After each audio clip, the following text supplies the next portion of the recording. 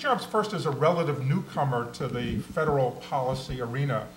For most of our existence, we've focused on state and local accountability issues, particularly in relation to what's known as economic development, which really means corporate subsidies that state and local governments give to companies to lure them to invest in a particular area.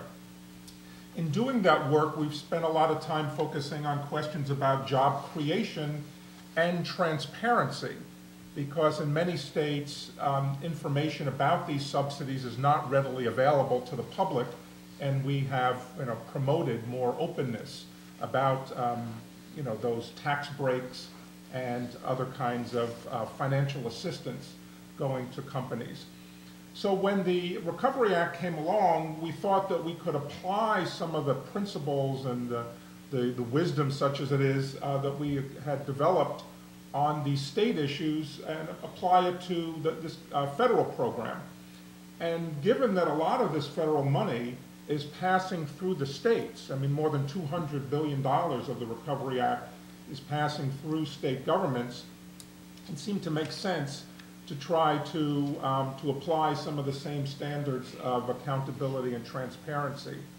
As Gary mentioned, we've been working with OMB Watch and other organizations in the Coalition for an Accountable Recovery, where we've been trying to influence policies at the federal level, to see that the Obama administration's promises about openness, would be fulfilled. And we feel like we've made some progress in improving the nature of the disclosure that's evident on recovery.gov.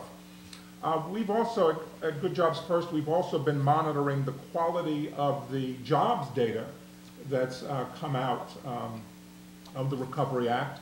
And we've continued to be concerned that there's a fair amount of confusion among these recipients, the employers who have to report about their job creation. In a lot of the coverage of the employment numbers of the stimulus, there's a tendency to assume that the numbers are exaggerated and overstated.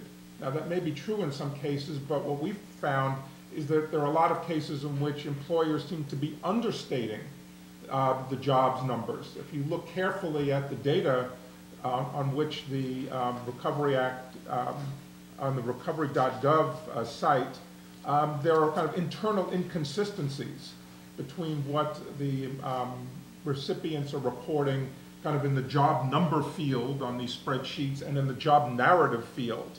And we've tried to highlight that and try to figure out why these inconsistencies persist. The other area we've dealt with, as Gary mentioned, are the state Recovery Act websites.